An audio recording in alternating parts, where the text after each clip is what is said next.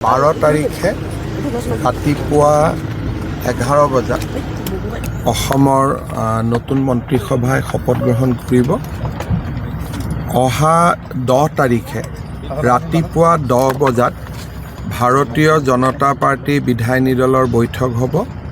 তাতে ভাৰতীয় জনতা পাৰ্টি বিধায়িনী দলৰ নেতা নিৰ্বাচন কৰা হ'ব আৰু সেইদিনাখনেই দিনৰ 11 বজাত NDA অৰ্থাৎ AGP, BPF আৰু ভাৰতীয় জনতা পাৰ্টিৰ যৌথ বৈঠক অনুষ্ঠিত হ'ব। তাতে NDA নেতা নিৰ্বাচন হ'ব।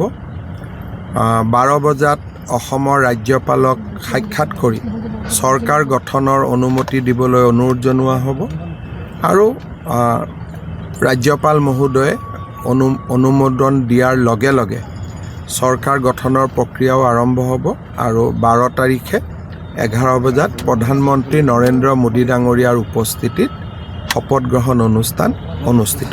ইয়াতে আমাৰ প্ৰায় 20খন ৰাজ্যৰ মুখ্যমন্ত্ৰী উপমুখ্যমন্ত্ৰীসকল অহাৰ সম্ভাৱনা আছে। দেশৰ কেইবাজনো উদ্যোগপতি অহাৰ সম্ভাৱনা আছে।